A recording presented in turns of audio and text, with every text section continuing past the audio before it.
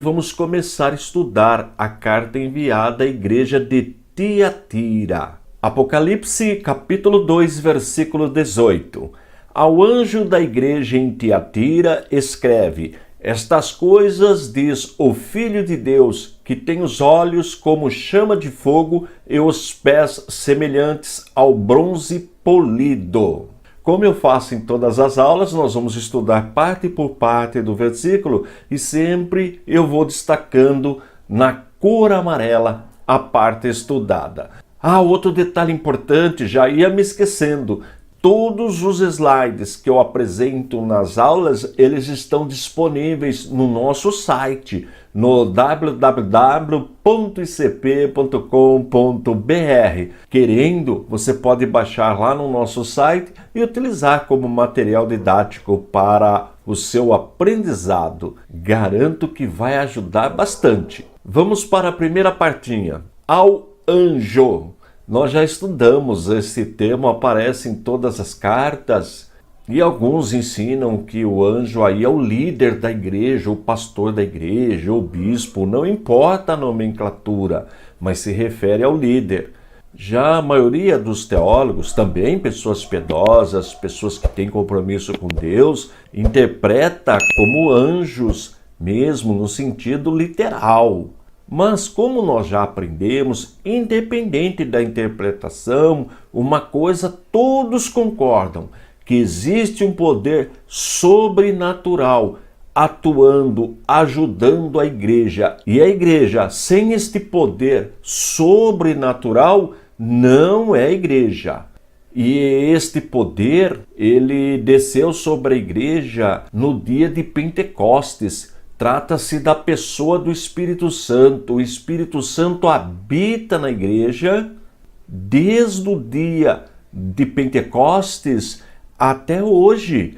Ele atua na igreja, ele conduz a igreja. E sem este poder sobrenatural, nada nós podemos realizar neste mundo espiritual. Não há possibilidade de combater o reino das trevas sem este poder, o poder do Espírito Santo. E ele, o Espírito Santo, habita na vida de cada cristão autêntico. Tudo isso nós já estudamos. Vamos em frente. Ao anjo da igreja em Tiatira. Toda aula eu repito que existem 3 interpretações. A interpretação literal para a igreja de Tiatira, e realmente esta igreja existiu, isto já foi confirmado pela arqueologia, ciência que desenterra o passado. Existe também a interpretação histórica, onde cada igreja é inserida num período da história. A interpretação muito importante. E também a interpretação para os dias atuais, que significa, representa a igreja como um todo, distribuída em todo o planeta Terra. Quando nós estudarmos os próximos versículos, nós vamos ver as falhas desta igreja e nós encontramos estas mesmas falhas na igreja atual. Daí a importância de estudarmos o livro de Apocalipse. Vamos só ver no mapa onde ficava esta igreja? Como nós já aprendemos, João estava recebendo a revelação na ilha de Patmos. Ele enviou 7 cartas. A primeira delas para a igreja de Éfeso, a segunda para a igreja de Esmina, a terceira para a igreja de Pérgamo. Estas 3 nós já estudamos. Começamos hoje o estudo da carta enviada à igreja de Tiatira. E ficarão restando 3 cartas à igreja de Sardes, Filadélfia e Laodiceia. Vamos voltar. Veja que texto importante. Está na carta que Paulo escreveu aos Efésios, capítulo 3, versículo 10. Para que, pela igreja, a multiforme sabedoria de Deus se torne conhecida agora dos principados e potestades nos lugares celestiais. Veja, a multiforme sabedoria de Deus. Este é o papel da igreja. E para que a igreja cumpra esse trabalho, mostre essa sabedoria de Deus, depende necessariamente da pessoa do Espírito Santo. É Ele que nos ajuda, é Ele que nos orienta. O Espírito Santo é o mestre da igreja. Vamos em frente. Ao anjo da igreja em Tiatira, escreve. Importante notar que esta mensagem, ela não é selada, ela é revelada, ela não é secreta, é uma mensagem aberta e deve ser preservada. Quando nós registramos, nós preservamos aquele documento. Isto é muito importante. E registrada e propagada, anunciada. O livro de Apocalipse, como nós também já aprendemos, é um livro atual e deve ser lido na igreja. Infelizmente, não são todos os líderes religiosos que apresentam estudos sobre o Apocalipse para a igreja, mas deveria. É um livro atual, importante, e são ensinamentos preciosos para a igreja da atualidade. Vamos em frente. Ao anjo da igreja em Tiatira escreve: estas coisas diz o Filho de Deus. Nós já estudamos também que Deus só tem um Filho, Jesus Cristo, nosso Senhor. Ele é o unigênito do Pai, conforme está registrado em João capítulo 3, versículo 16. Unigênito do Pai, ou seja, o único da mesma espécie, da mesma substância, Deus de Deus. Portanto, Jesus Cristo é Deus. É a doutrina da Trindade que nós também já estudamos. Nós cremos em um único Deus, mas encontramos três pessoas na divindade. A pessoa do Pai, como está registrado em Filipenses capítulo 2, versículo 11, a pessoa do Filho, como está registrado na primeira carta de João, capítulo 5, versículo 20, e a pessoa do Espírito Santo, conforme está registrado em Atos dos Apóstolos, capítulo 5, versículos 13 e 4. Essa é a doutrina da Santíssima Trindade. Somos monoteístas. Cremos em um único Deus, mas não tem como negar a existência das três pessoas, a pessoa do Pai, a pessoa do Filho e a pessoa do Espírito Santo. Portanto, Jesus é da mesma substância, da mesma espécie, Deus de Deus, Ele é Deus. Mas aí, de repente, alguém poderia perguntar: então nós não somos filhos de Deus, já que Deus só tem um filho? Somos filhos de Deus, mas somos por adoção. Nós somos adotados quando o Espírito Santo nos convenceu do pecado, do juízo de Deus, quando nós aceitamos o plano da salvação, ou seja, reconhecemos que somos pecadores e aceitamos Jesus Cristo como o nosso único e suficiente Salvador, como o Cordeiro de Deus que tira o pecado do mundo, então nós automaticamente nos tornamos filhos de Deus. Mas veja, entenda, nós somos criaturas, somos seres criados por Deus e nos tornamos filhos de Deus por adoção, que é diferente de Jesus. Jesus não foi criado, ele sempre existiu, porque ele é Deus. Isso é muito importante. Como diz o texto, estas coisas diz o Filho de Deus, o único Filho de Deus, o unigênito, o único da mesma espécie. Essa doutrina ela é muito importante. Portanto, nós somos sim filhos de Deus, mas nunca se esqueça disso, por adoção. Vamos em frente.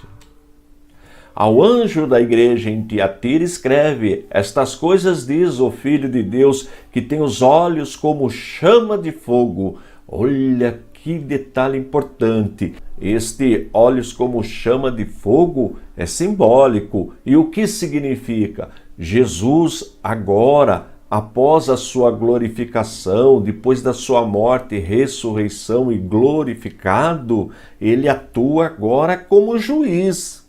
Portanto, ele tem o poder, que é um atributo da divindade, a onisciência, de visitar, de conhecer o mais profundo do nosso ser, a nossa alma. E com estes olhos, como chama de fogo, ele coloca tudo claro, enxerga tudo. Você sabe do que eu estou falando. Jesus conhece o teu interior, conhece o meu interior. Nada nós conseguimos esconder de Jesus, porque ele tem olhos como chama de fogo, penetrante. Nada escapa do olhar de Jesus. Vamos em frente. Ao anjo da igreja em Tiatira escreve: estas coisas diz o Filho de Deus, que tem os olhos como chama de fogo e os pés semelhantes ao bronze polido.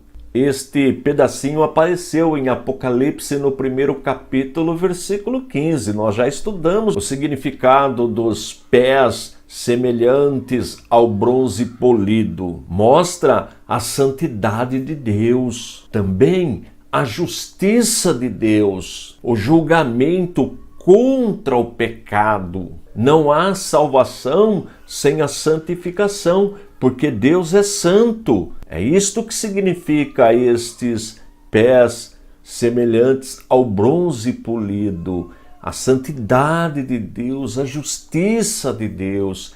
E o cristão deve procurar a santificação. Ela faz parte da salvação. Nós já aprendemos que a salvação é dividida em 3 partes: justificação, regeneração e santificação. Se faltar um destes elementos, não é salvação. Portanto, o cristão deve buscar a santificação. E só existem 3 formas para alcançarmos a santificação. O sangue de Jesus nos purifica de todo pecado, portanto nos santifica. A regeneração que acontece em nossas vidas pelo poder do Espírito Santo. Sem a pessoa do Espírito Santo não há santificação. E a palavra de Deus. A palavra de Deus, ela nos purifica, ela nos santifica. Eu não me auto-santifico. Eu dependo desses 3 elementos que são espirituais e divinos para alcançar a minha santificação. Daí a importância de lermos, estudarmos, nos alimentarmos diariamente com a palavra de Deus e ficar atento à voz do Espírito Santo. Vamos ver um texto para concluir a aula de hoje? Romanos capítulo 6, versículo 22. Agora, porém, libertados do pecado, transformados em servos de Deus, tendes o vosso fruto para a santificação e, por fim, a vida eterna. Olha que palavra poderosa! Apocalipse capítulo 2, versículo 19. Conheço as tuas obras, o teu amor, a tua fé, o teu serviço, a tua perseverança e as tuas últimas obras, mais numerosas do que as primeiras. Estas palavras foram ditas por Jesus. Vamos para a primeira partinha. Conheço as tuas obras. A expressão conheço as tuas obras ou sei das tuas obras, esta expressão aparece nas 7 cartas. E nós já estudamos 3 cartas. A carta enviada à igreja de Éfeso, a carta enviada à igreja de Esmina, a carta enviada à igreja de Pérgamo e agora estamos estudando a carta enviada à igreja de Tiatira. E a expressão conheço as tuas obras ou sei das tuas obras significa labor, paciência da igreja, embora enfrentando terríveis lutas. A igreja continuava o seu labor, o seu trabalho, o seu serviço. Significa para nós hoje que precisamos ter paciência, enfrentar o mal com amor, enfrentar as lutas diárias. Todo cristão passa por lutas diárias. E independente da circunstância, o crente precisa desenvolver o trabalho que nos foi dado. Vamos em frente. Conheço as tuas obras, o teu amor. A Bíblia é um livro que fala muito do amor, o amor de Deus, conforme verificamos em João capítulo 3, versículo 16, texto muito conhecido da igreja. Vamos revê-lo? João 3, versículo 16, porque Deus amou ao mundo de tal maneira que deu o seu Filho unigênito, para que todo o que nele crê não pereça, mas tenha vida eterna. Olha que amor infinito de Deus. Este mundo está falando de nós, das pessoas, dos seres humanos. Portanto, Deus nos ama a tal ponto de dar o seu único filho, o unigênito, o único da mesma espécie, para que possamos escapar da morte eterna, nos livrarmos da morte eterna e viver eternamente junto com Deus. Encontramos também o amor de Cristo. Vamos ver um texto? Segunda carta escrita aos Coríntios, capítulo 5, versículo 14. Pois o amor de Cristo nos constrange, julgando nós isto. Um morreu por todos, logo todos morreram. Todos nós, cristãos, somos sensibilizados, constrangidos pelo amor que Deus tem por nós, pela sua igreja, a ponto de pagar o preço da nossa salvação com o seu próprio sangue. Daí a expressão de João Batista: eis o Cordeiro de Deus que tira o pecado do mundo. Tem também o amor humano. Vamos ver um texto? Mateus capítulo 25, versículo 35. Porque tive fome e me destes de comer, tive sede e me destes de beber, era forasteiro e me hospedastes.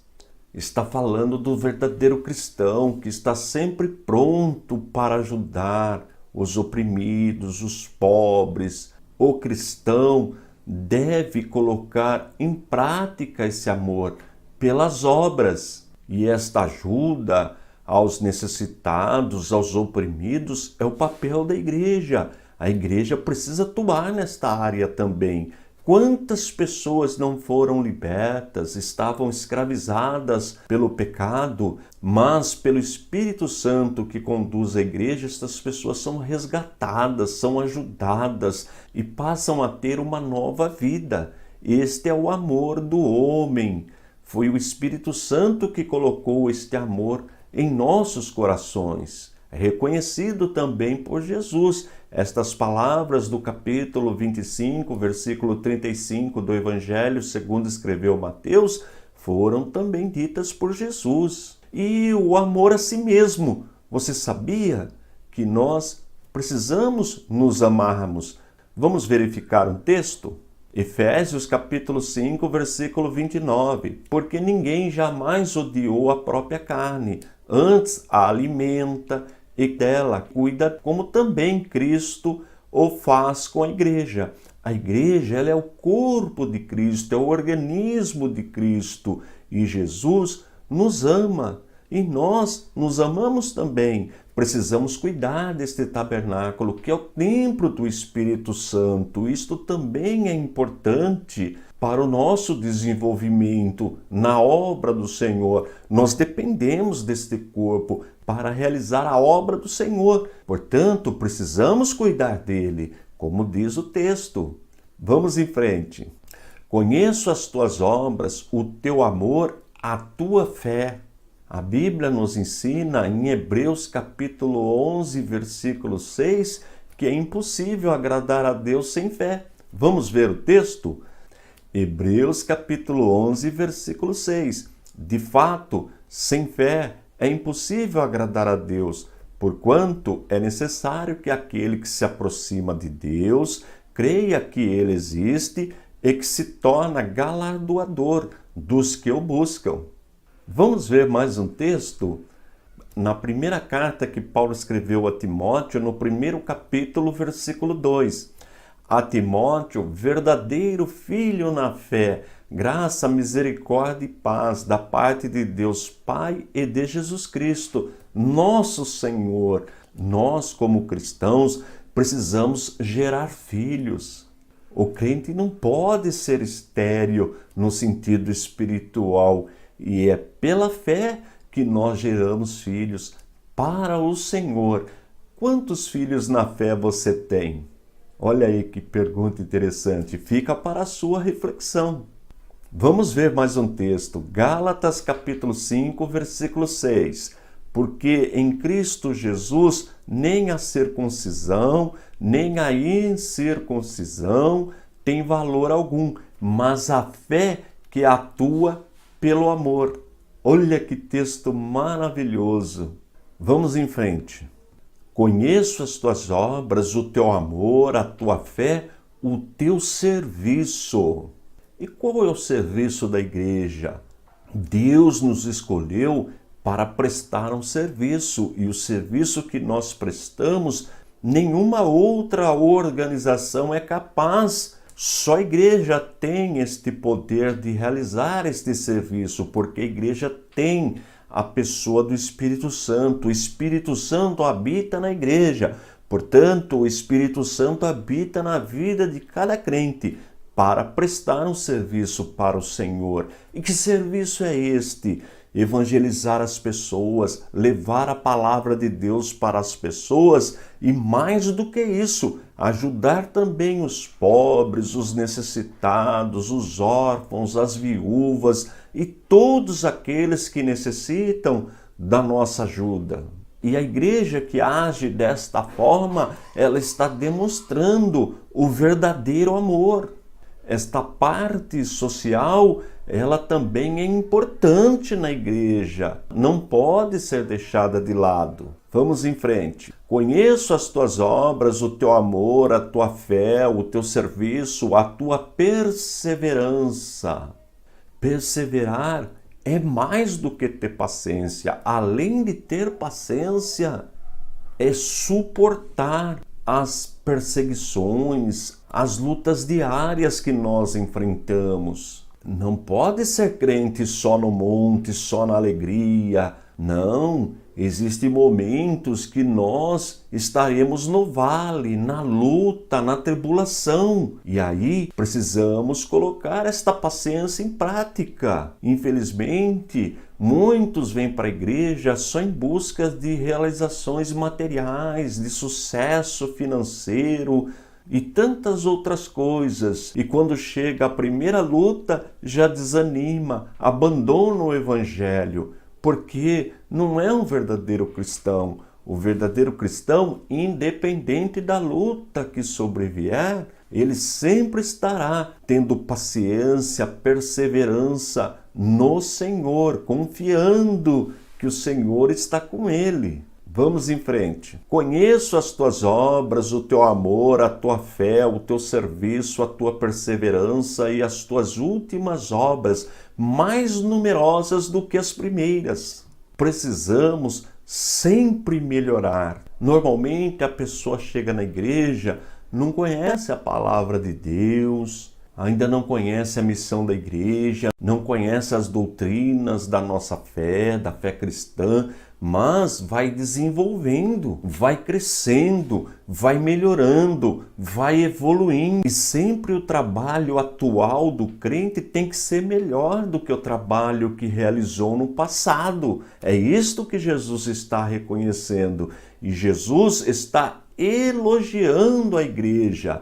Nós sabemos que todo ser humano tem virtudes e defeitos. E por que virtudes? Porque nós somos feitos à imagem e semelhança de Deus. Logo, nós temos uma faísca de Deus em nossas vidas, mas em função do pecado vieram os nossos defeitos. perdemos a perfeição, mas continuamos ainda tendo virtudes, embora temos defeitos. Nós encontramos na igreja pessoas de todas as esferas, de todas as camadas da sociedade. Nós encontramos na igreja políticos com virtudes, que desenvolvem trabalhos excepcionais. Nós encontramos militares na igreja que também desenvolvem um papel importante para ajudar a sociedade. Nós encontramos empresários, nós encontramos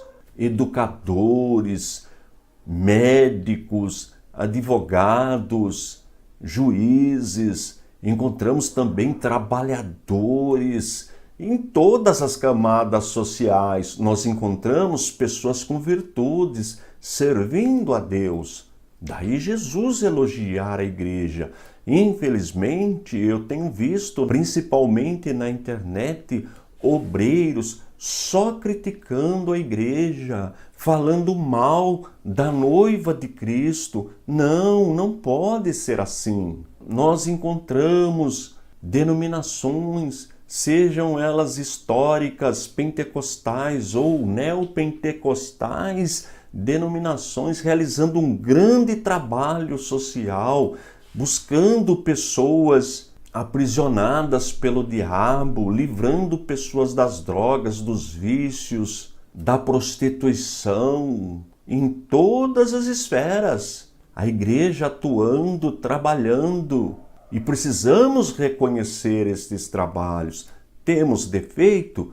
Temos, é verdade. E sobre estes defeitos, Jesus também nos orienta, fala sobre eles. Mas repare que sempre Jesus faz primeiro um elogio.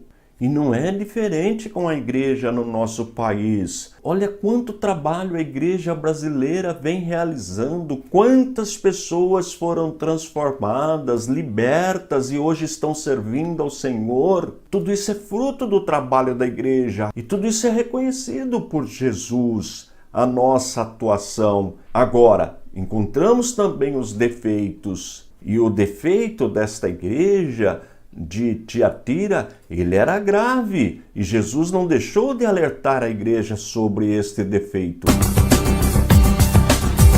Apocalipse capítulo 2, versículo 20.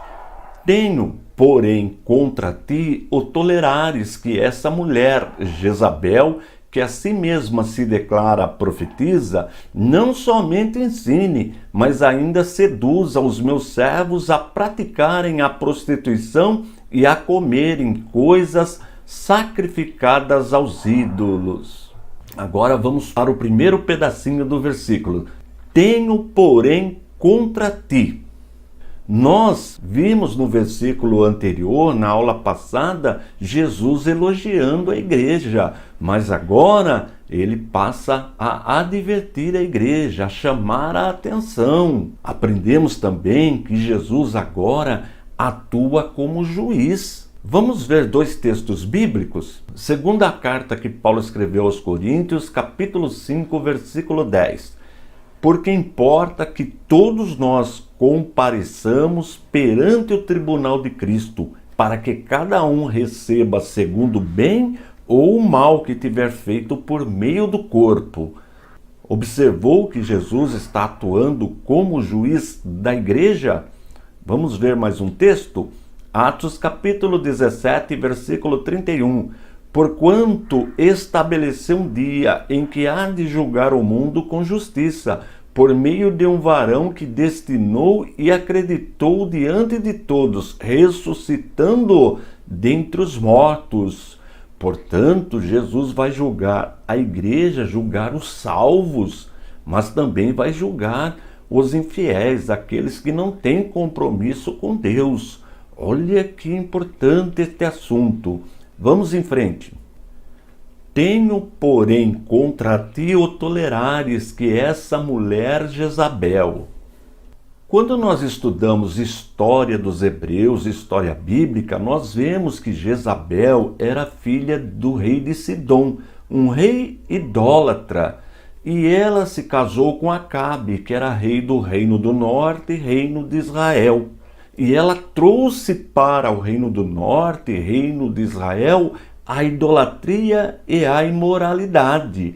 Aí começa a decadência total do reino do norte até deixar de existir. Ela perseguia os homens de Deus, os profetas do Senhor. É na época do profeta Elias. Segundo o relato bíblico, em Israel, neste período, tinha mais de 400 profetas de Baal e outras divindades também. Olha que ponto chegou o reino do norte. Realmente Jezabel desafiava a autoridade espiritual do povo de Deus, dos homens de Deus. Portanto, seu plano era promover a idolatria em Israel, levar o povo de Deus a servir a outros deuses. Ocorre nesse período uma verdadeira mistura entre o profano e o sagrado. Esta foi Jezabel. Agora observe a sequência do texto.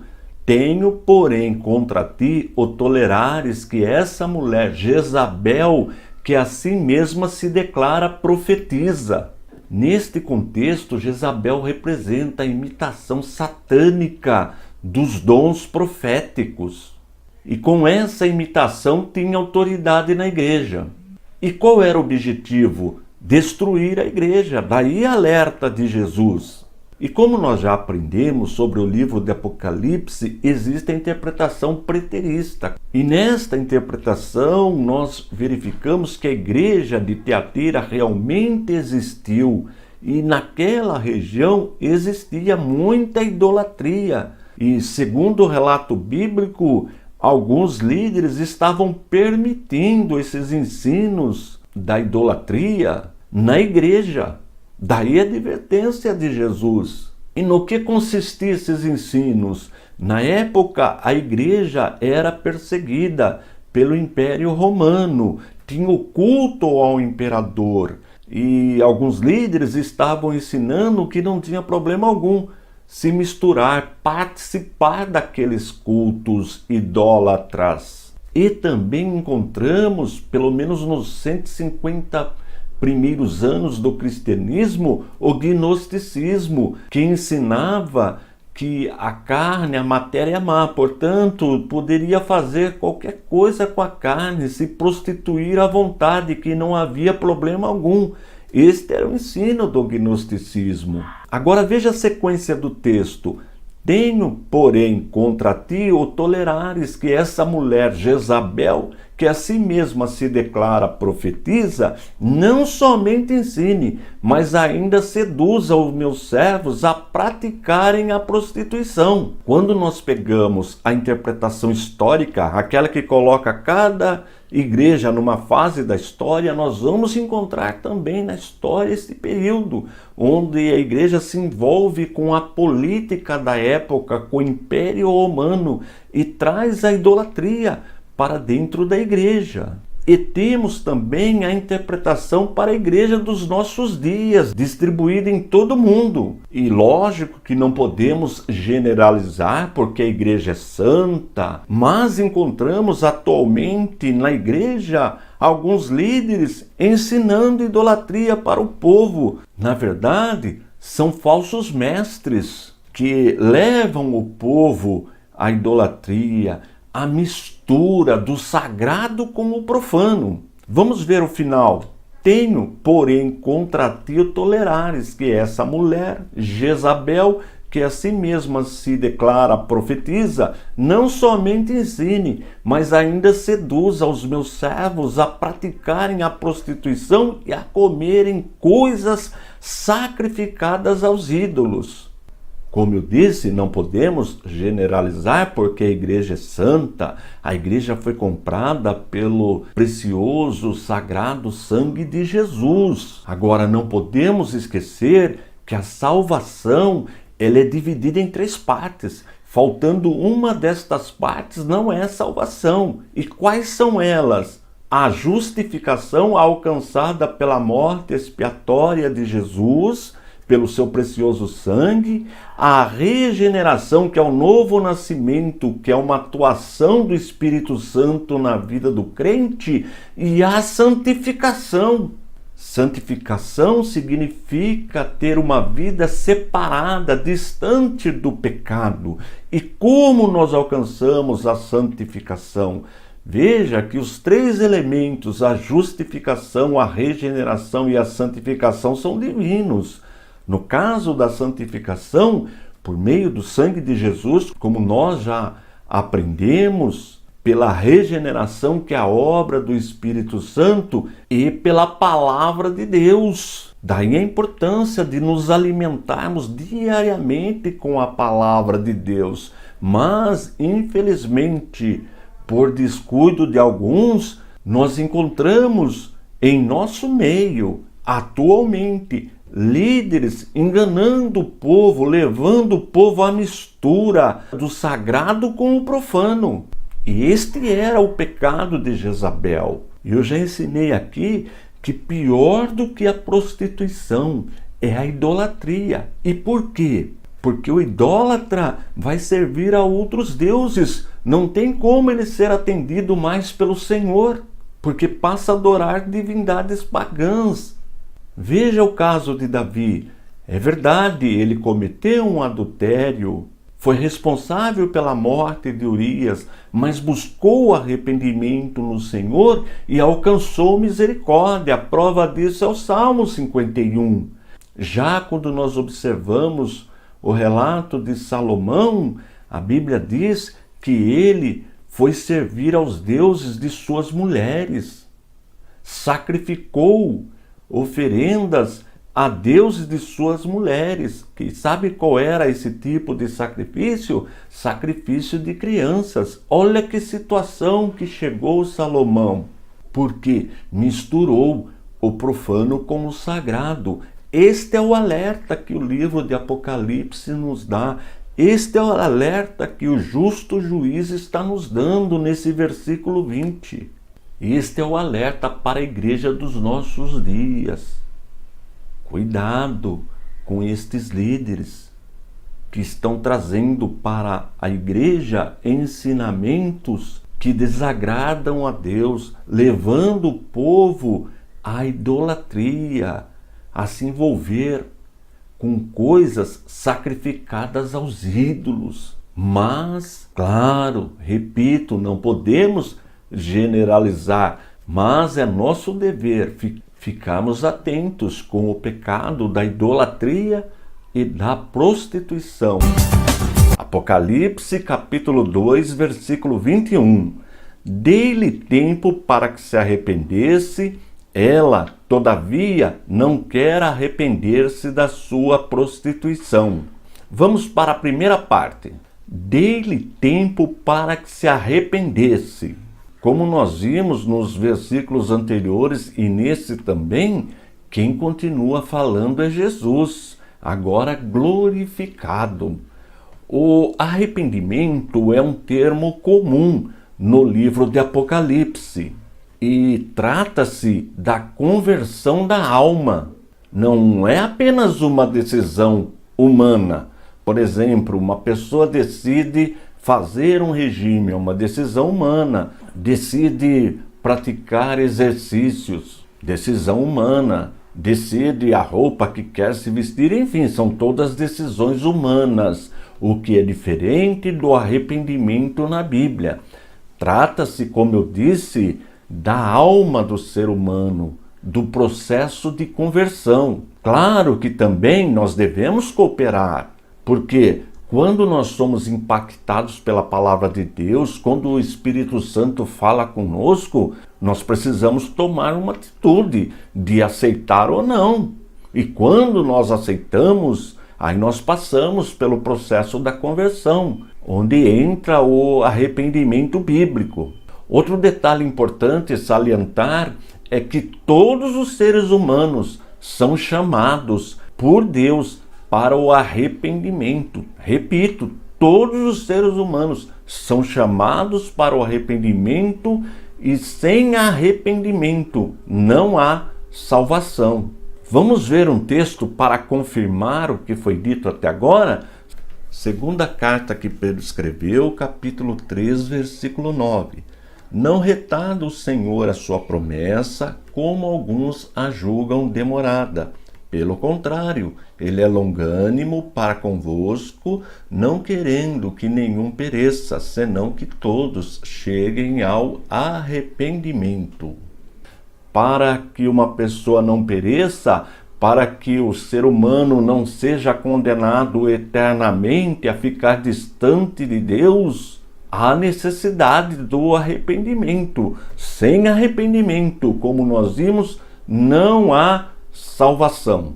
Percebeu? Todos precisamos passar por esse arrependimento, que é uma transformação total, uma transformação moral também.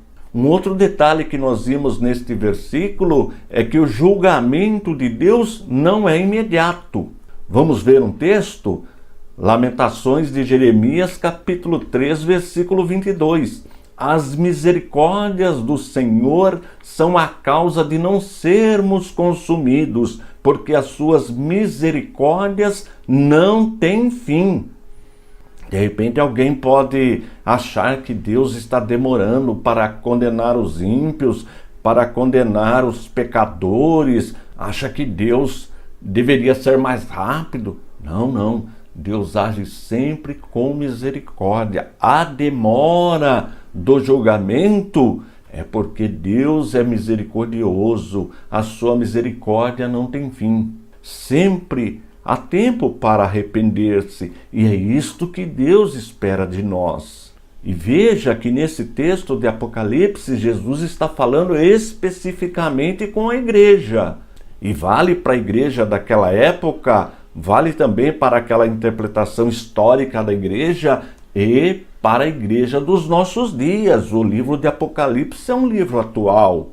Aqueles que estão na igreja e muitas vezes até na posição de liderança e não estão ensinando a genuína palavra de Deus, precisam desse arrependimento. É o que estava acontecendo na igreja de Tiatira e é a advertência para a igreja dos nossos dias. Infelizmente, nós encontramos hoje líderes no nosso meio que não estão mais comprometidos com a palavra de Deus, se envolvendo com coisas que não é competência da igreja. Foi chamado para o ministério, para ensinar a palavra, para pregar a palavra, mas estão usando esse ministério como trampolim para alcançar coisas do mundo. Muitas vezes até como trampolim político. Precisa tomar muito cuidado.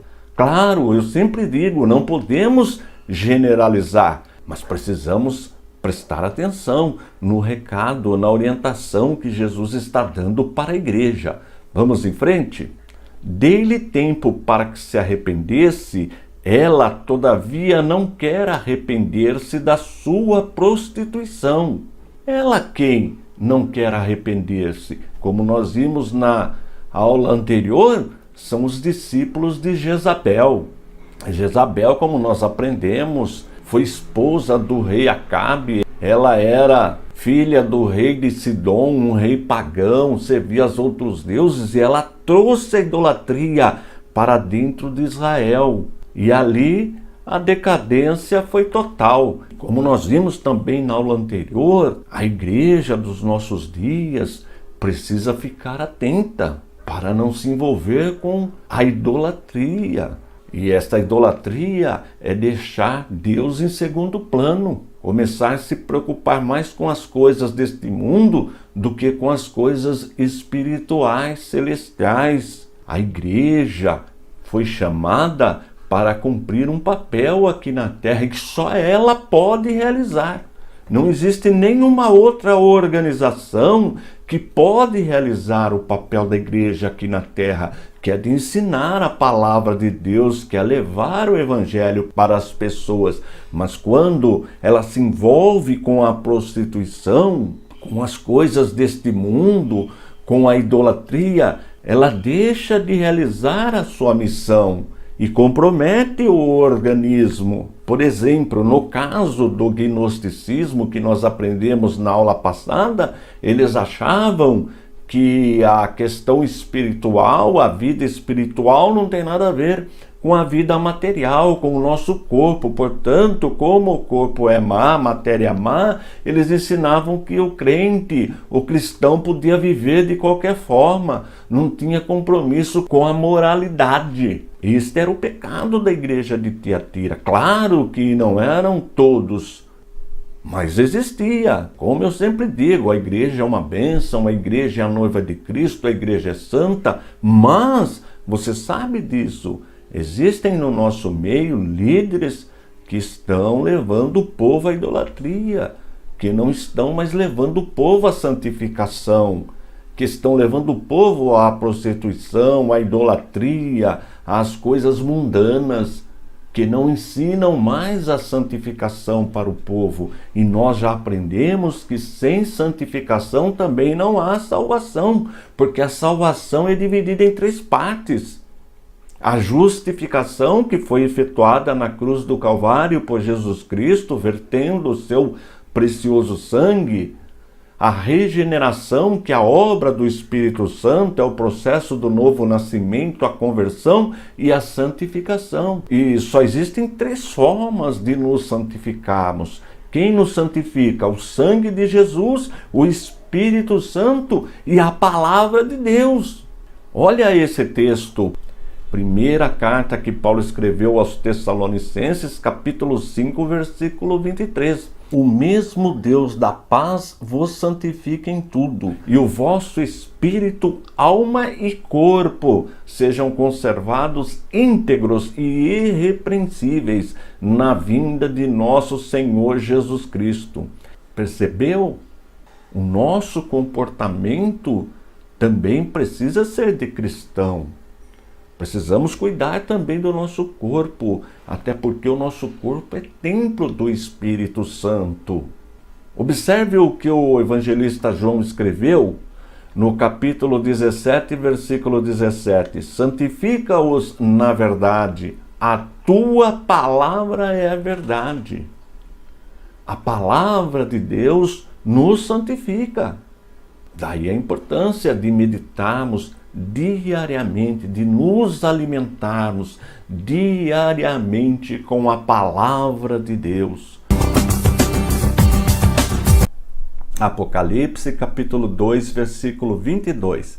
Eis que apróstro de cama, bem como em grande tribulação os que com ela adulteram, caso não se arrependam das obras que ela incita. Vamos para a primeira parte. Eis que apróstro de cama. Nós já aprendemos na aula anterior sobre Jezabel, esposa do rei Acabe. Ela era filha do rei de Sidom, um rei pagão, um rei idólatra. E ela trouxe para o reino do norte, reino de Israel, o culto a Baal, a idolatria. E ela incentivava este tipo de culto com o objetivo de destruir a fé no Deus verdadeiro, perseguia os homens de Deus, os profetas de Deus.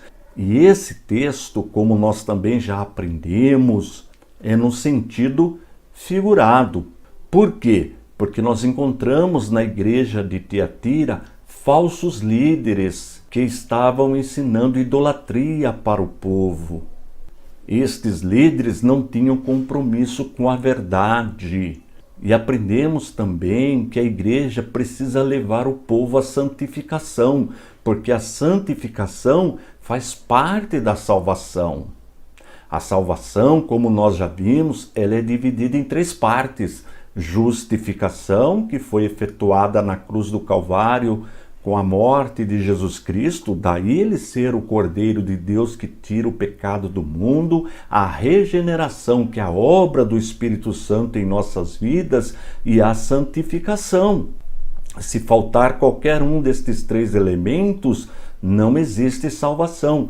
E existem 3 meios para conseguirmos a santificação: o sangue de Jesus, que nos purifica de todo pecado, a regeneração, que é a obra do Espírito Santo em nossas vidas, e a palavra de Deus. A palavra de Deus nos santifica. Daí a importância de todo cristão ler, estudar, se alimentar da palavra de Deus. E estes líderes não estavam fazendo isso. Havia uma mistura na igreja de Tiatira. Por quê?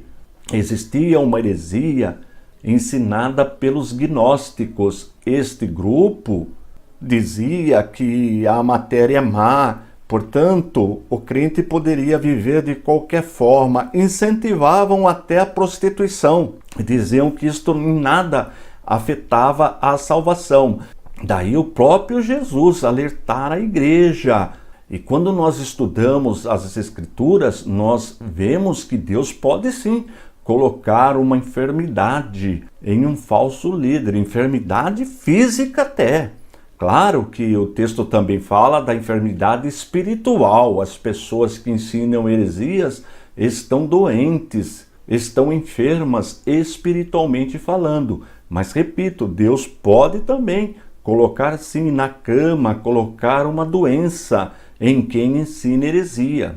Portanto, o próprio Deus pode colocar nestas pessoas, num leito de cama, angústia, doença, para que se arrependam.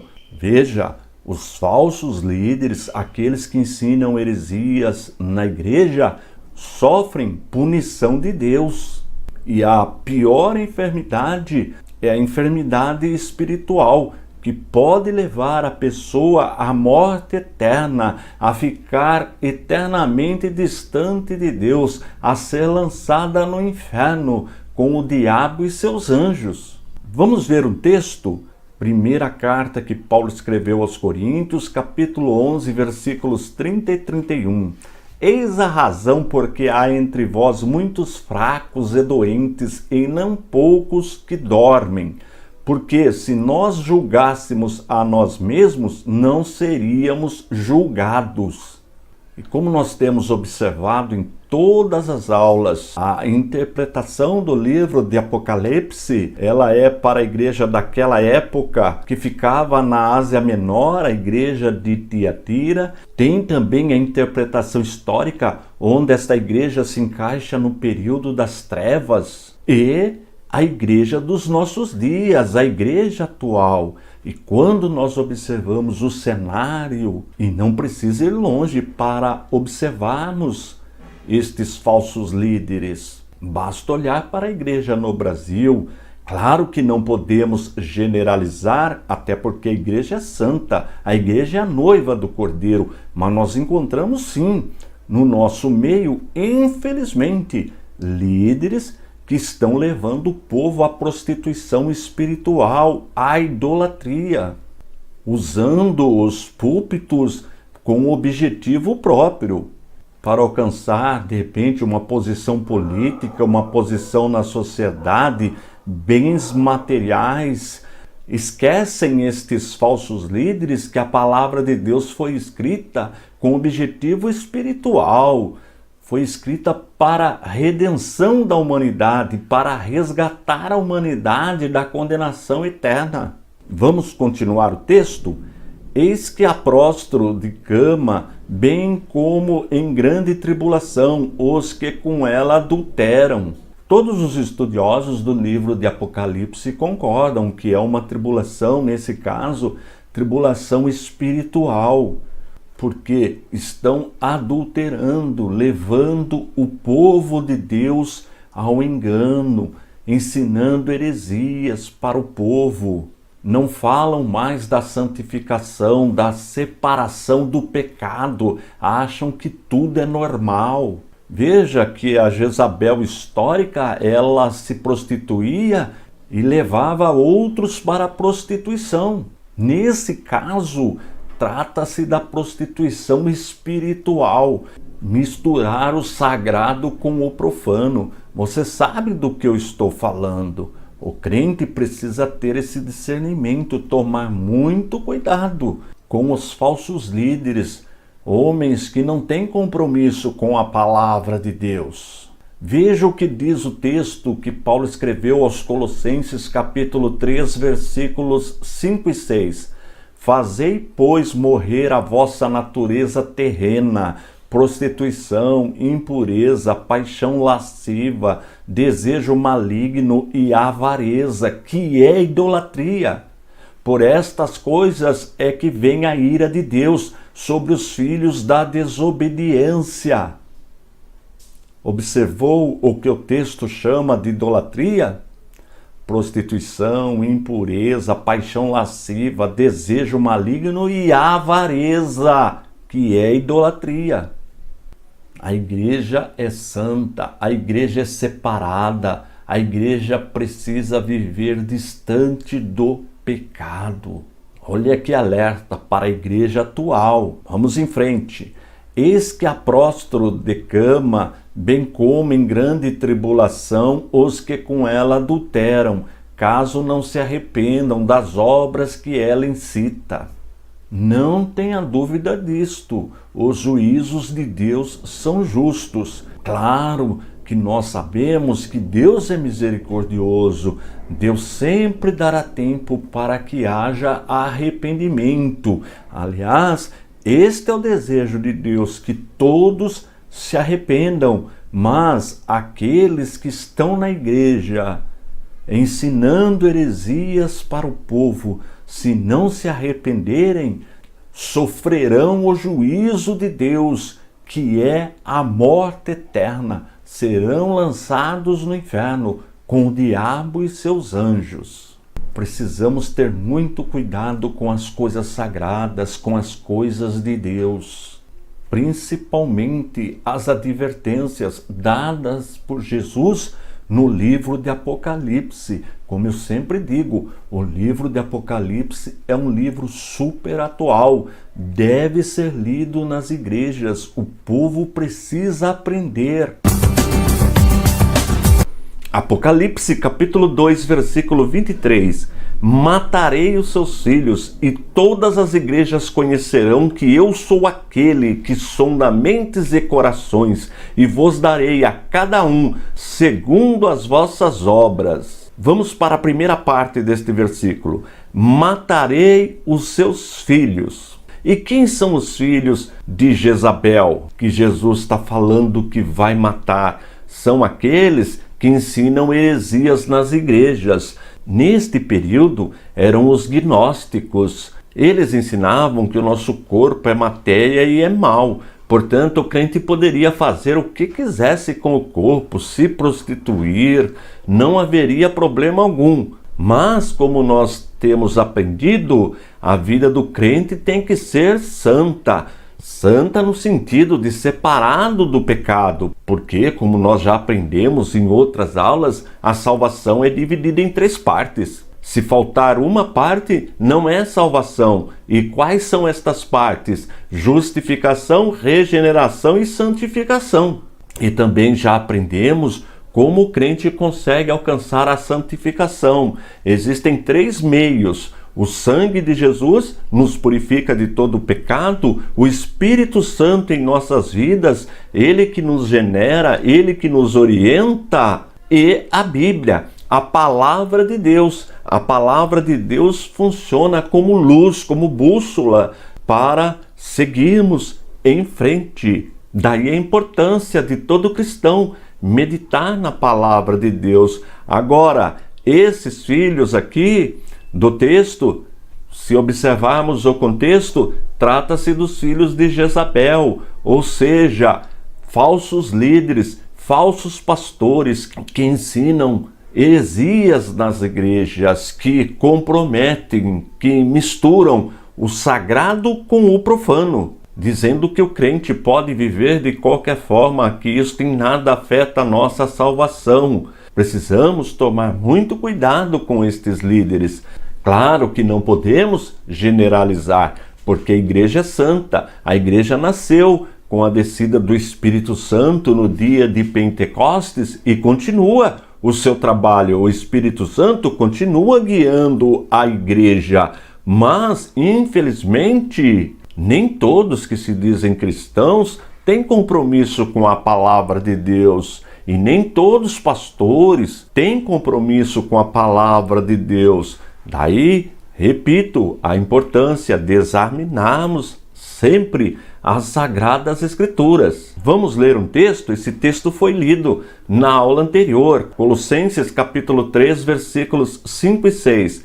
Fazei, pois, morrer a vossa natureza terrena, prostituição, impureza, paixão lasciva, desejo maligno e avareza, que é idolatria. Por estas coisas é que vem a ira de Deus sobre os filhos da desobediência. Portanto, a morte que Jesus está falando é a morte eterna, ficar eternamente distante de Deus, ser lançado no lago de fogo, junto com o diabo e seus anjos. Esta é a morte que a Bíblia chama de segunda morte. Precisamos tomar muito cuidado. Vamos em frente. Matarei os seus filhos e todas as igrejas conhecerão que eu sou aquele que sonda mentes e corações.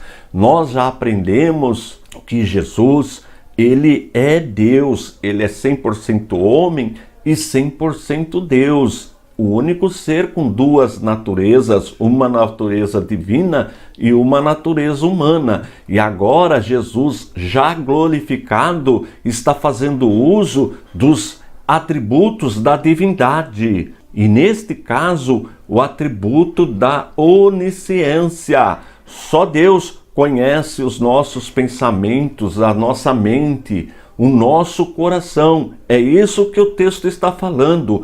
Portanto, se Jesus sonda mentes e corações, ele só pode ser Deus. Olha que coisa maravilhosa. Nós já vimos em textos anteriores, no Apocalipse, que Jesus é todo-poderoso. Nós já vimos que Jesus é onipresente. E também, neste versículo, mostra a sua onisciência.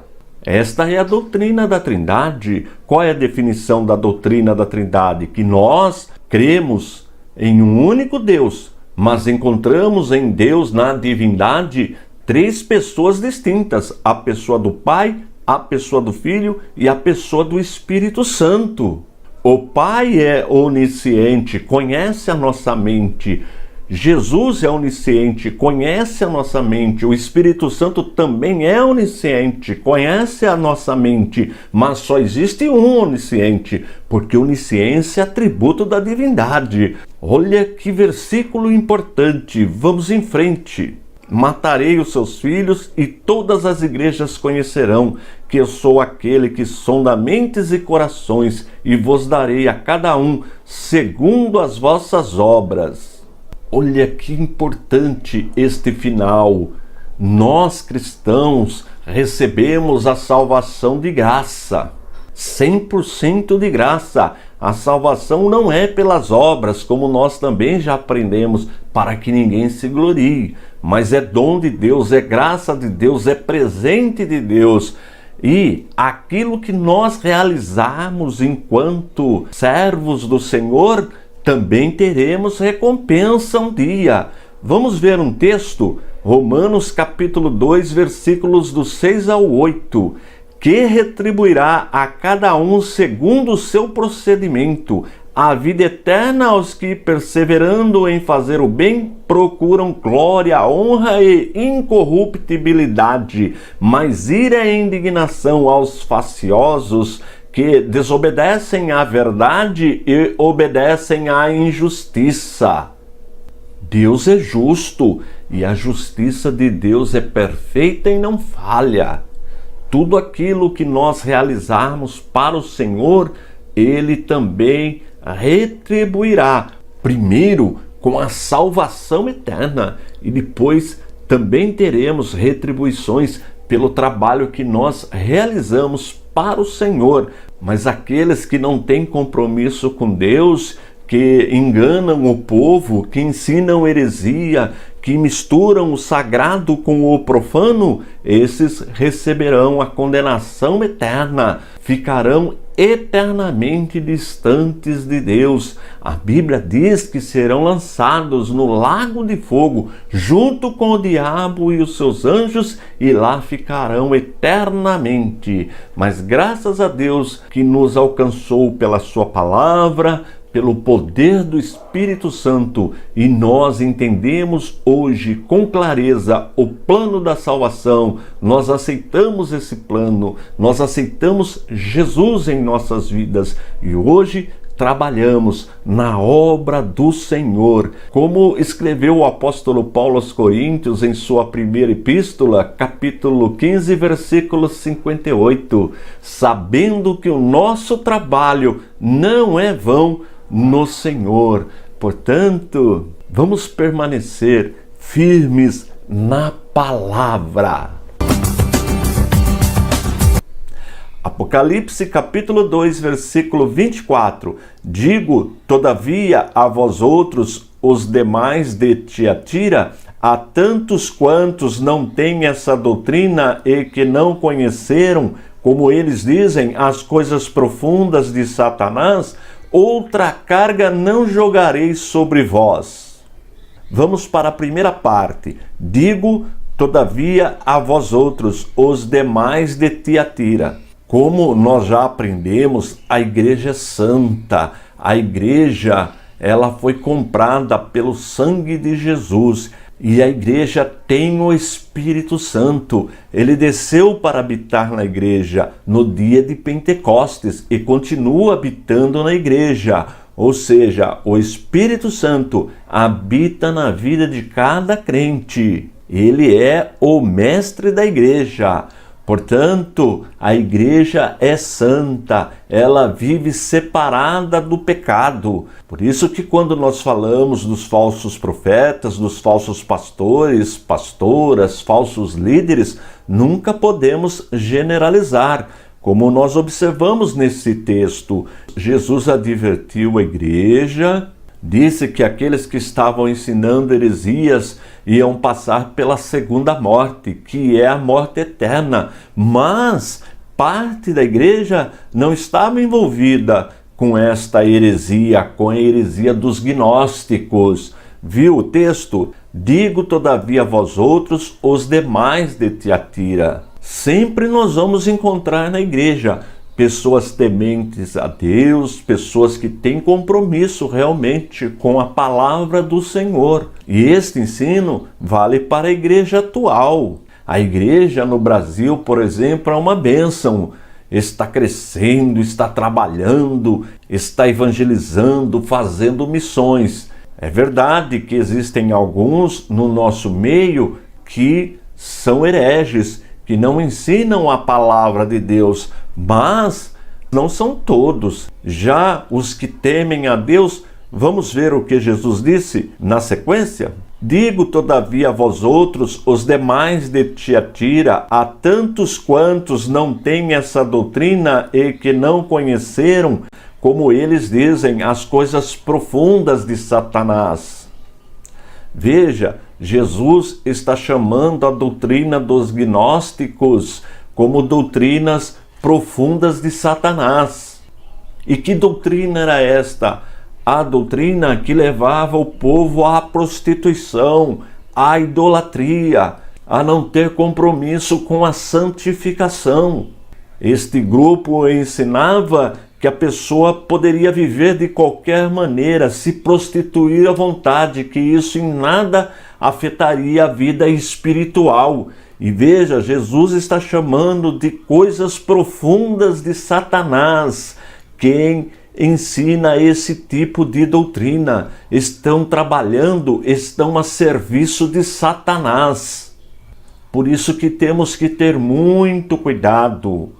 Em quase toda aula eu digo que sem santificação não há salvação, porque a santificação faz parte da salvação. A salvação, repito, é dividida em três partes. A justificação, efetuada na cruz do Calvário, com a morte de nosso Senhor e Salvador Jesus Cristo, Ele pagou o preço da nossa salvação. A regeneração, que é a conversão, obra efetuada pelo Espírito Santo em nossas vidas, e a santificação.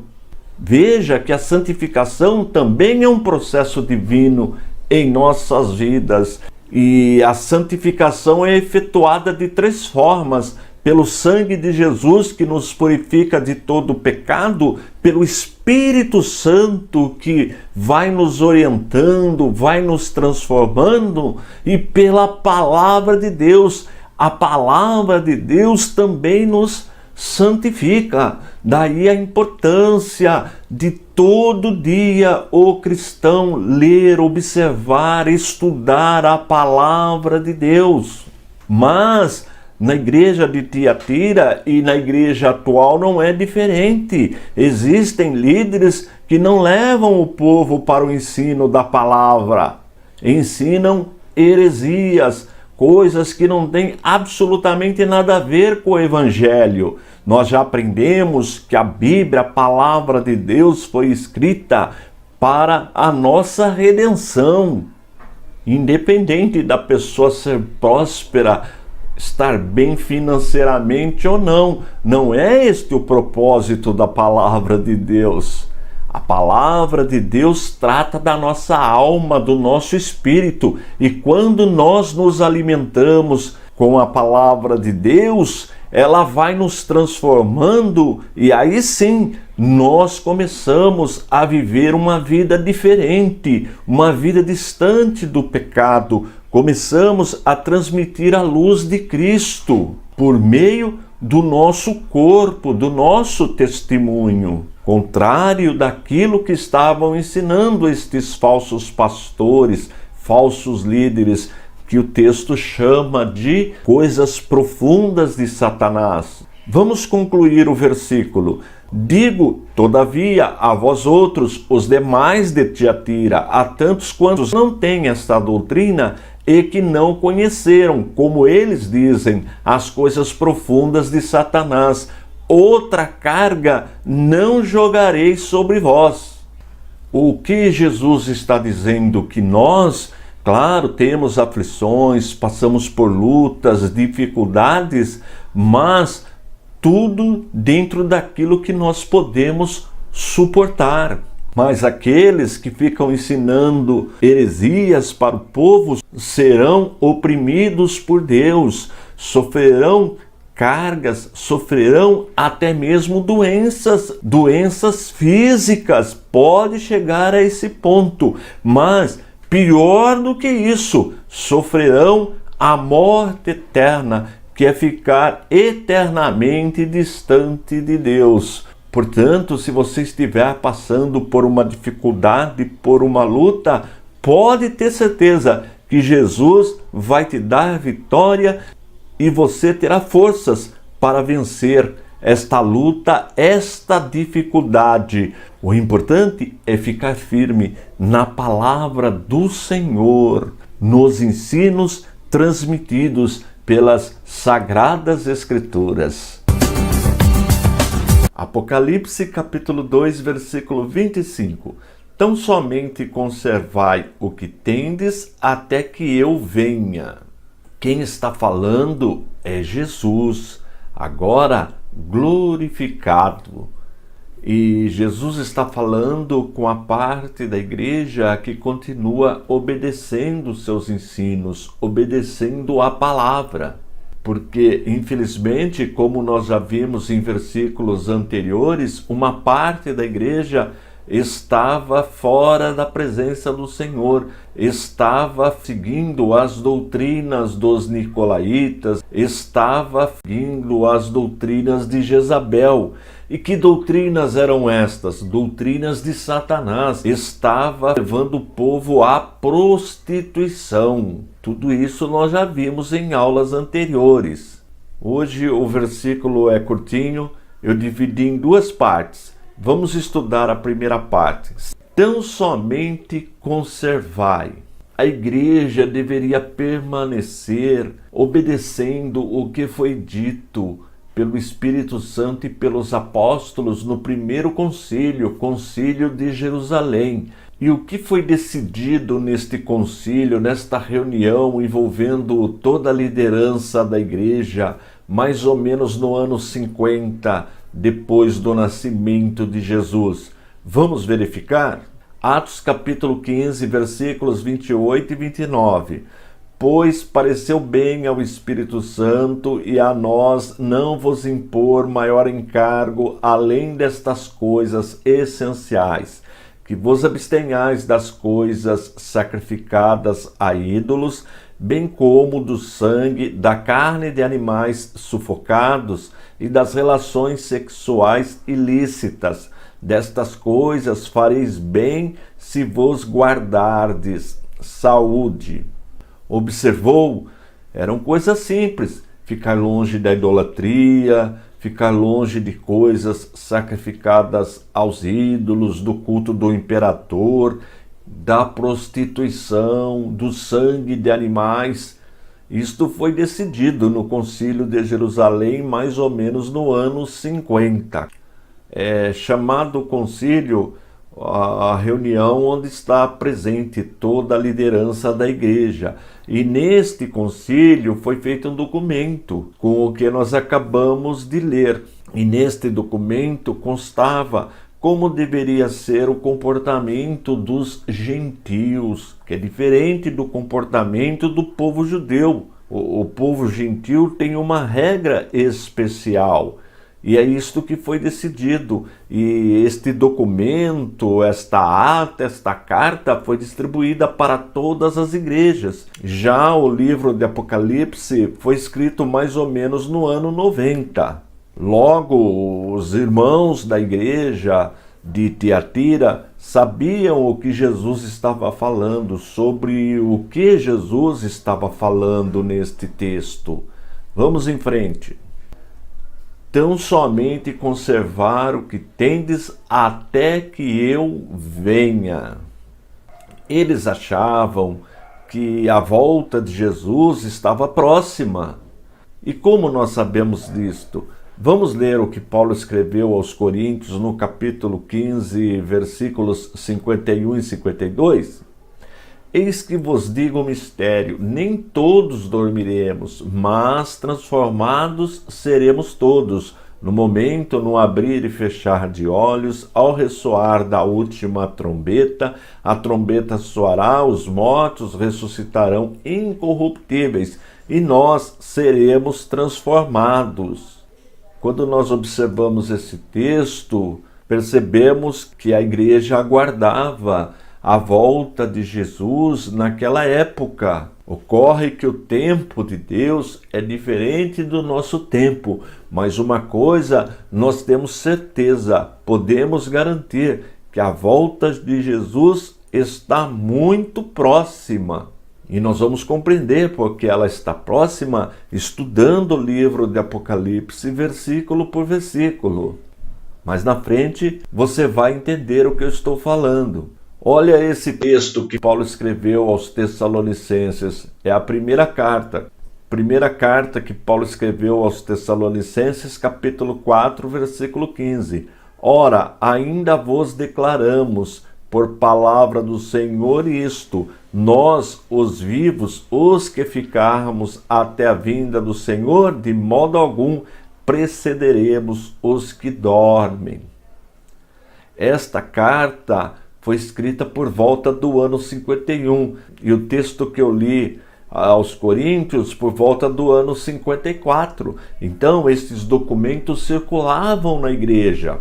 Tanto a carta do Concílio de Jerusalém, onde ditava as normas para o comportamento dos gentios convertidos, e também estas cartas falando da volta de Jesus. E o versículo 25 do capítulo 2, Jesus está falando que eles deveriam permanecer, conservar nos ensinos, em tudo que eles haviam aprendido, conservar o que eles tinham, que era a obediência da palavra. Jesus está falando com aqueles da igreja que obedeciam aos ensinamentos. E esta observância, esta obediência deveria ser até a volta de Jesus. Portanto, a igreja de hoje que aguarda a volta de Jesus deve obedecer estes ensinamentos. Estas regras que foram documentadas para nós, gentios, que tivemos um encontro com Cristo, devem ser obedecidas até a volta de Jesus. Apocalipse capítulo 2, versículo 26. Ao vencedor que guardar até o fim as minhas obras, eu lhe darei autoridade sobre as nações. Vamos para a primeira parte do versículo. Ao vencedor. Este termo, ao que vencer, vencedor, ele é muito comum nas cartas que nós estamos estudando. As 7 cartas enviadas às igrejas da Ásia Menor. Vencedor aí significa aquele que dá atenção, que ouve e que obedece, coloca em prática as palavras, as recomendações de Jesus registradas na carta.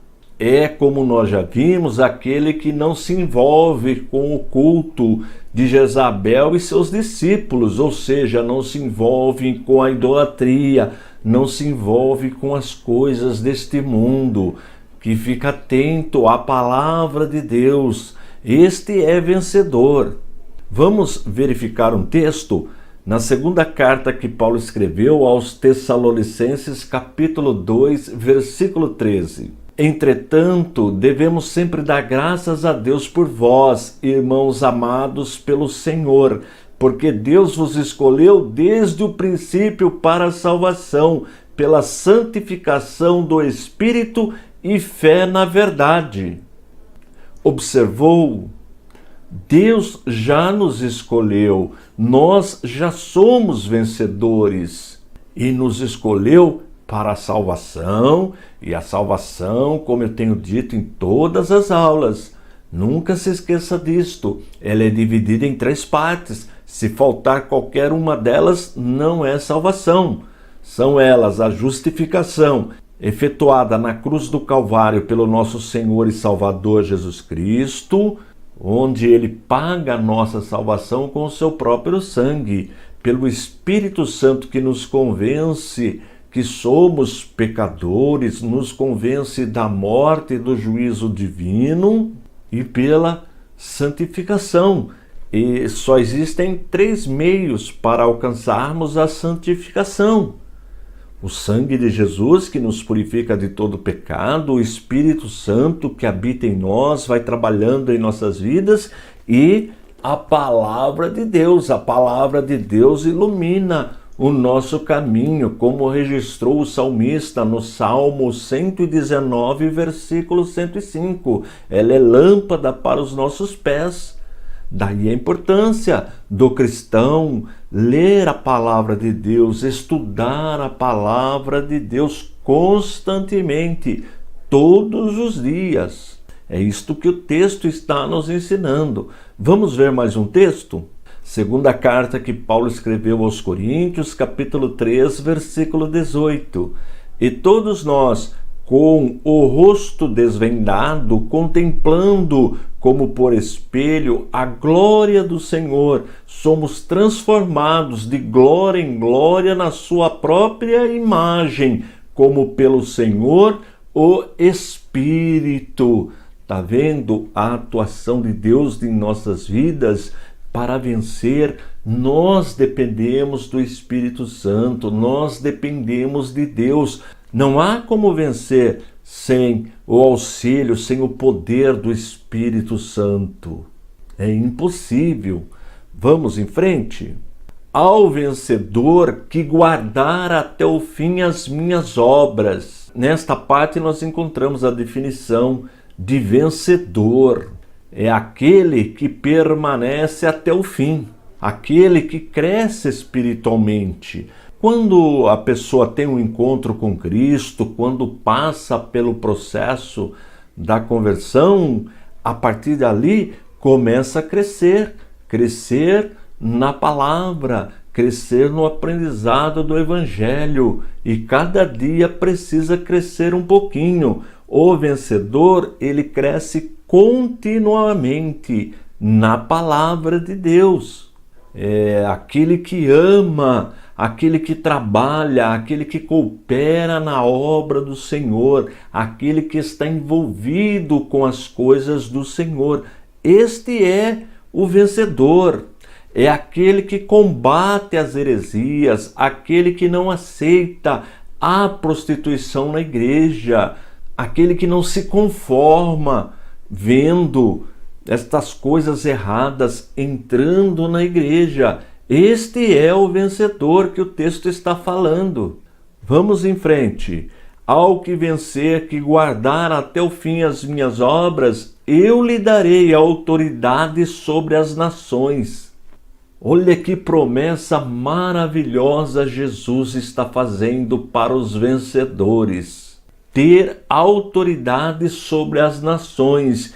E isto vai se cumprir no milênio. No milênio, a igreja irá governar com Cristo. Olha que maravilhoso será o milênio. Trabalharmos lado a lado com Jesus. Sobre o milênio, como ele se dará, nós vamos aprender. Só que não é hoje não, mais na frente. No estudo de Apocalipse, versículo por versículo, nós vamos aprender mais sobre este período de 1000 anos, este período escatológico que ainda irá acontecer após o arrebatamento da igreja. Tudo isso nós vamos aprender estudando Apocalipse, versículo por versículo. Apocalipse capítulo 2, versículo 27. E com cetro de ferro as regerá e as reduzirá a pedaços como se fossem objetos de barro. Uma coisa importante é que esse texto do capítulo 2, versículo 27, ele é citado em Apocalipse 12:5. Vamos ver o texto? Eu deixei na cor amarela a parte que é citada no versículo que nós acabamos de ler. Apocalipse capítulo 12, versículo 5. Nasceu-lhe, pois, um filho varão, que há de reger todas as nações com cetro de ferro.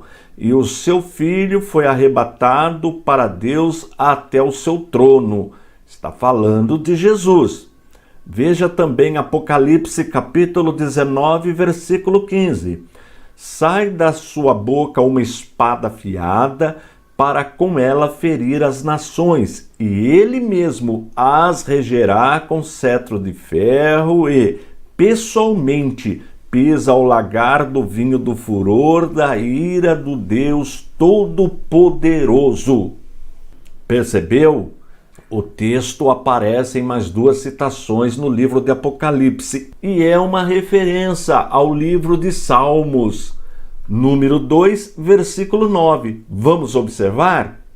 Com vara de ferro as regerás e as despedaçarás como um vaso de oleiro. Este salmo, Salmo 2, ele é um salmo messiânico. E a citação que nós lemos nos 3 versículos corresponde a este salmo. Veja como a Bíblia ela é interligada. Isto tudo faz parte do contexto bíblico, que é uma ferramenta da hermenêutica. Hermenêutica é a matéria que nos ensina a interpretar textos. Tem aí também no meu canal esta matéria. Vamos em frente. Primeira partinha. E com cetro de ferro as regerá. Quem vai reger? Jesus.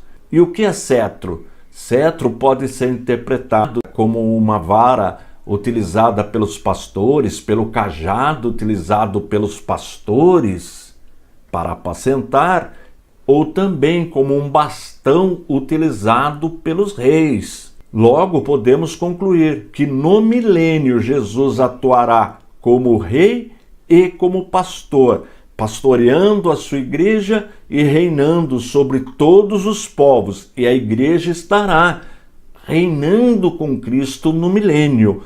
Tudo isso nós vamos aprender com detalhe quando chegarmos no estudo do milênio, dentro do próprio livro de Apocalipse. Reger significa reinar, governar, exercer autoridade sobre os povos. Também pode ser traduzido como guiar, conduzir, orientar. E isto acontecerá após o arrebatamento da igreja. Será o maior acontecimento da história. Jesus retornará para governar junto com a sua igreja. E a igreja agora também com o corpo glorificado. Olha que maravilhoso será este dia. Vamos ver a segunda parte do versículo? E com cetro de ferro as regerá e as reduzirá a pedaços como se fossem objetos de barro. Com o retorno de Cristo com a sua igreja, os governos maus serão despedaçados como o ferro batendo num barro, num vaso de barro. É isto que significa este texto. E após este mal eliminado, surgirá um novo mundo, um mundo purificado. Este é o início do milênio. E a igreja estará junto com Jesus, governando os povos. Vamos ver mais um texto. Este está na primeira carta que Paulo escreveu aos Coríntios, capítulo 15, versículos de 24 a 28. E então virá o fim, quando ele entregar o reino ao Deus e Pai, quando houver destruído todo o principado, bem como toda potestade e poder, porque convém que ele reine até que haja posto todos os inimigos debaixo dos pés. O último inimigo a ser destruído é a morte, porque todas as coisas sujeitou debaixo dos pés. E quando diz que todas as coisas lhe estão sujeitas, certamente exclui aquele que tudo lhe subordinou. Quando, porém, todas as coisas lhe estiverem sujeitas, então o próprio Filho também se sujeitará àquele que todas as coisas lhe sujeitou, para que Deus seja tudo em todos. Que texto maravilhoso, que revelação que Paulo teve do Espírito Santo. Na aula anterior nós já aprendemos um pouquinho sobre o milênio. Nesta aula, mais um pouquinho e nós vamos avançar. E com mais 2 versículos nós vamos concluir a carta enviada à igreja de Tiatira. Apocalipse capítulo 2, versículos 28 e 29. Assim como também eu recebi de meu Pai, dar-lhe-ei ainda a estrela da manhã. Quem tem ouvidos, ouça o que o Espírito diz às igrejas. Vamos para a primeira parte. Assim como também eu recebi de meu Pai. Estudiosos da palavra de Deus, pessoas piedosas, pessoas que realmente têm compromisso com as Sagradas Escrituras, acham que esta parte do versículo deveria pertencer ao versículo anterior, o versículo 26. E se você observar, realmente faz sentido. Lembrando que essa divisão de capítulos e versículos, elas foram feitas bem depois que a Bíblia foi escrita. Quando nós pegamos os manuscritos, não tem esta divisão. Outro detalhe importante é que este texto depõe contra os unicistas, aqueles que não aceitam 3 pessoas na divindade, que não aceitam a doutrina da Trindade. Por quê? É Jesus que está falando nesse texto, e ele diz assim como também eu recebi de meu Pai. Então o Pai não pode ser ele mesmo, não teria sentido. Jesus está falando com ele mesmo, ele ser Pai e Filho ao mesmo tempo. Não existe, não tem lógica. Qualquer pessoa, independente de conhecer a teologia, quando lê esse texto, vê que trata-se de 2 pessoas. Vamos em frente. Assim como também eu recebi de meu Pai, dar-lhe-ei ainda a estrela da manhã. Bem, este estrela da manhã, existem várias interpretações e até contraditórias. Eu vou citar algumas delas. Por exemplo, tem um grupo que interpreta que essa estrela da manhã seria Satanás, Portanto, Jesus está falando que nos daria poder sobre o reino das trevas. De fato, a igreja tem este poder. Jesus delegou esta autoridade a seus discípulos. E este grupo, para defender a sua interpretação, cita Isaías capítulo 14, versículo 12. Vamos ver o texto? Como caíste do céu, ó estrela da manhã, filho da alva, como foste lançado por terra, tu que debilitavas as nações. Percebeu que eu destaquei a estrela da manhã? Então, este grupo considera que essa estrela da manhã aí é Satanás. E citam também Lucas capítulo 10, versículo 18. Olha o texto, Jesus falando. Mas ele lhes disse, eu via Satanás caindo do céu como um relâmpago. Percebeu?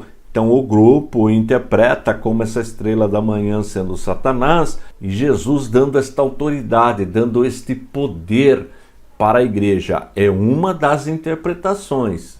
Vamos ver outra? Outra interpretação cita Daniel capítulo 12, versículo 3. Vamos ver o texto?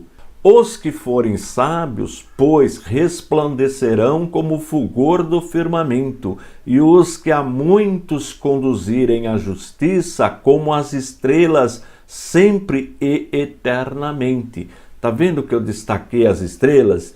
Este grupo faz relação entre esse versículo de Daniel, capítulo 12, versículo 3, com o texto de Apocalipse que acabamos de ler, capítulo 2, versículo 28.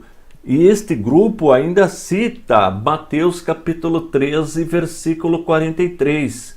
E é Jesus falando, diz assim o texto, então os justos resplandecerão como o sol no reino de seu Pai. Quem tem ouvidos para ouvir, ouça. Percebeu aí? Resplandecerão como sol, no anterior estrelas. Este grupo diz que esta estrela, a igreja irá no milênio funcionar, atuar como luz para o mundo, como guia. Vamos ver outra interpretação? Mateus capítulo 2, versículo 2. E perguntaram, onde está o recém-nascido, o rei dos judeus? Porque vimos a sua estrela no oriente e viemos para adorá-lo. Está vendo que eu grifei aí a sua estrela? Este grupo fala que estrela tem este poder de guiar, de conduzir. E é este o poder que Jesus entrega para a sua igreja. O grupo faz esta relação. Interessante também essa interpretação. Agora veja esta interpretação, está no próprio livro de Apocalipse, capítulo 22, versículo 16, e é Jesus falando também. Eu, Jesus, enviei o meu anjo para vos testificar estas coisas às igrejas. Eu sou a raiz e a geração de Davi, a brilhante estrela da manhã. Percebeu? O próprio Jesus está falando que é a estrela da manhã. Significa o quê? Para este grupo, que nós vamos participar da mesma glória que Jesus tem. Olha que interpretação maravilhosa. Todas elas têm um certo fundamento e nós temos liberdade para escolher a interpretação, desde que ela não fira a palavra de Deus. Vamos em frente? Assim como também eu recebi de meu Pai, dar-lhe-ei ainda a estrela da manhã. Quem tem ouvidos, ouça o que o Espírito diz às igrejas. Bem, aí nós concluímos os 29 versículos do segundo capítulo. E esta expressão, quem tem ouvidos, ouça o que o Espírito diz às igrejas, ela é citada em todas as cartas. E nós já aprendemos que só pode ouvir o que o Espírito Santo diz quem realmente é salvo, quem realmente é igreja. O mundo não pode ouvir a voz do Espírito Santo. Só os que estão firmes, ligados em Jesus, conseguem ouvir a voz do Espírito Santo, porque o Espírito Santo habita na igreja. Logo, o Espírito Santo habita na vida do crente, do cristão autêntico, genuíno, servo de Jesus. É importante guardar isto. Só quem pode ouvir a voz do Espírito Santo é a igreja. O mundo não consegue ouvir a voz do Espírito Santo. Na próxima aula, nós vamos começar o estudo da carta que foi enviada para a igreja de Sardo. Não vai perder a próxima aula. E continue me ajudando na divulgação do nosso ministério, que tem como objetivo primordial o ensino da poderosa palavra de Deus. Estou indo embora. Forte abraço e fique na paz de nosso Senhor e Salvador Jesus Cristo.